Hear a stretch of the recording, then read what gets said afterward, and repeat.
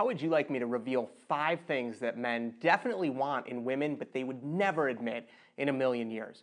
Well, stay tuned. In this video, I'm going to tell you exactly what those are and how you can apply that in your dating or relationship life today.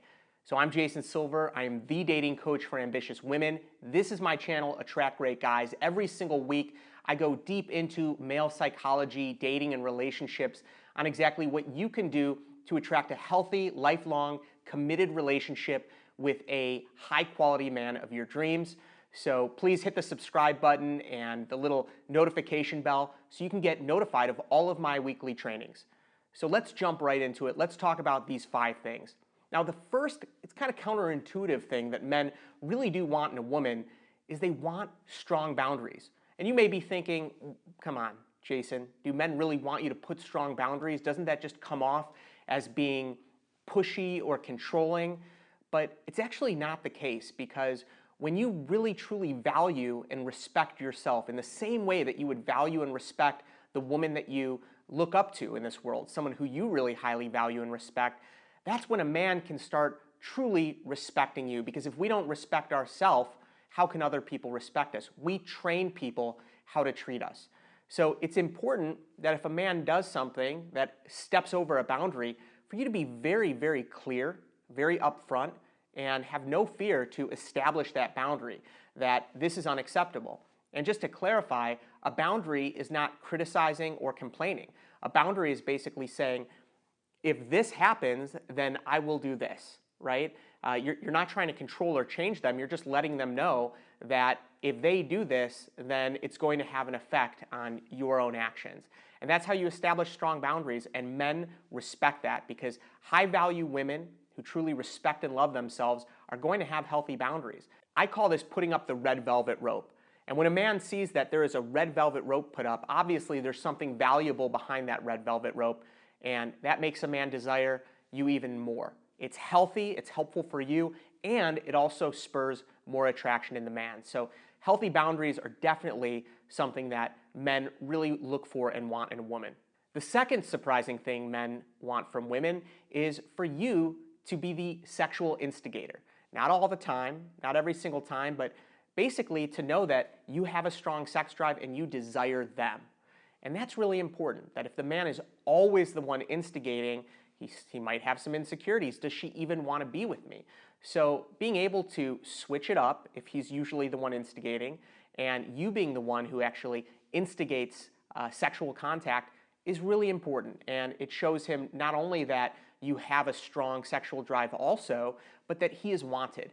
Now, the third thing men want from you is something that they may not even realize that they want, and they would certainly never admit or tell you that. And that's they want you to be desired by other men.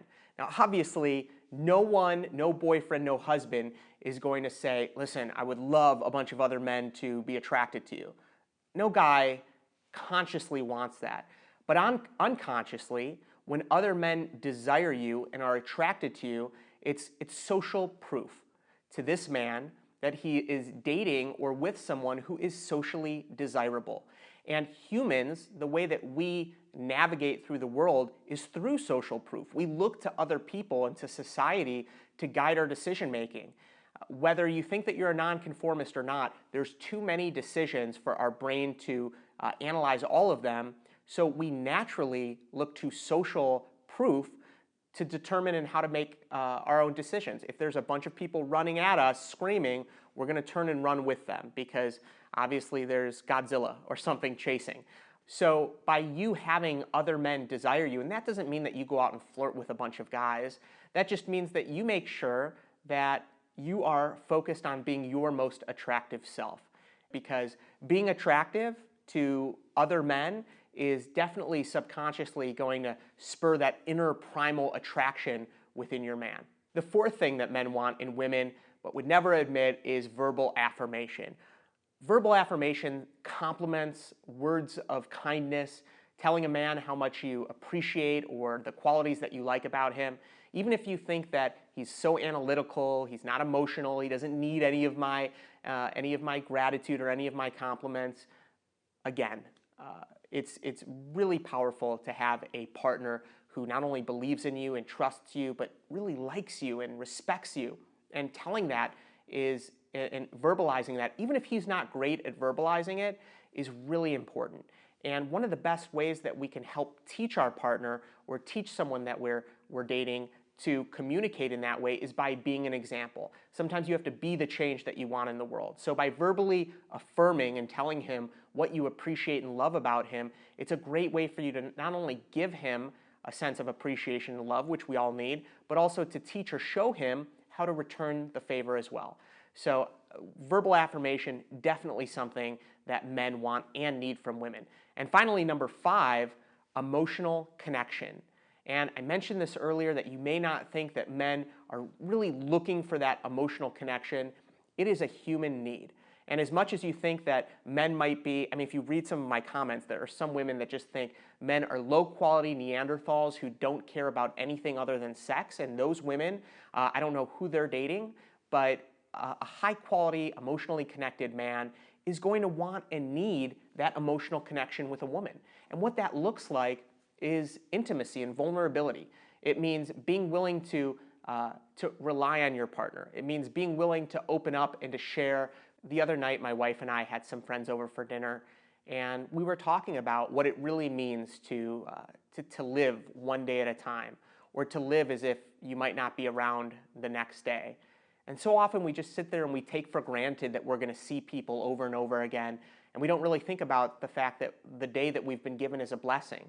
And we often don't pause and say, you know what, I appreciate you. I'm so grateful for you in my life. You've been such a blessing, and regardless of anything, I'm so appreciative to have known you. We don't take the time to actually stop and say that because it seems too much. It seems too serious. It seems just a little bit overly emotional. And yet, really thinking about things and looking at the real perspective of life, the truth is we don't know that we have tomorrow.